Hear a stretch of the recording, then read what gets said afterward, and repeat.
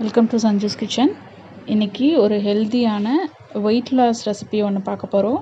அதுக்கு நான் ஒரு மீடியம் சைஸ் சொரக்காய் எடுத்து தோல் சீவி வெட்டி வச்சுருக்கேன். அது கூட ஒரு கப் கோதுமை மாவு எடுத்து வச்சுருக்கேன். இப்போது இந்த சொரக்காய் ஒரு மிக்சியில் அடித்து எடுத்துகிட்டு வந்துடலாம்.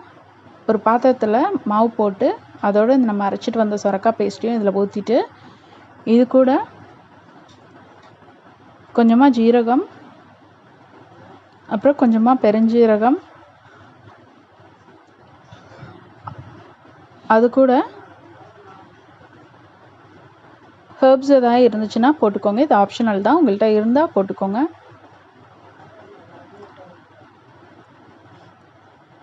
காரத்துக்கு நான் சில்லி ஃப்ளேக்ஸ் ஆட் பண்ணியிருக்கேன். உங்கள்கிட்ட இல்லை அப்படின்னா பச்சை மிளகாவோ இல்லை வரமிளகாவோ நீங்கள் ஆட் பண்ணிக்கலாம், இல்லை மிளகா பொடி கூட ஆட் பண்ணிக்கலாம்.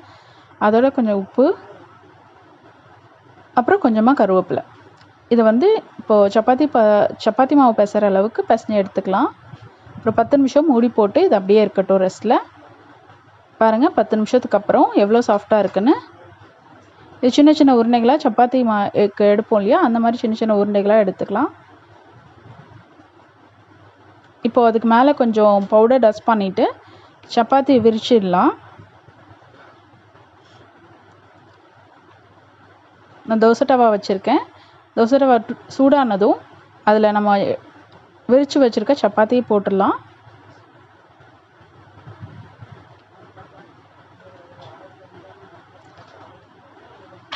பாருங்கள், பார்க்கவே கலர்ஃபுல்லாக இருக்குது.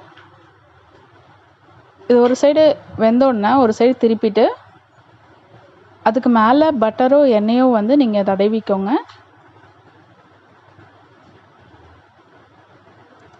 அதே மாதிரி 2 சைடுக்கும் பட்டர் எண்ணெய் தடவிட்டு நல்லா வேக வச்சுக்கலாம்.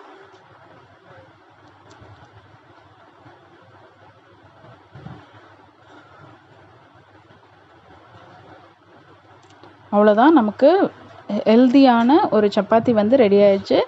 இதே மாதிரி நீங்களும் செஞ்சு சாப்பிட்டு என்ஜாய் பண்ணுங்கள். பிடிச்சிருந்தா என் சேனலை ஷேர் பண்ணுங்கள், லைக் பண்ணுங்கள், கமெண்ட் பண்ணுங்கள், மறக்காமல் சப்ஸ்கிரைப் பண்ணுங்கள். தேங்க்யூ.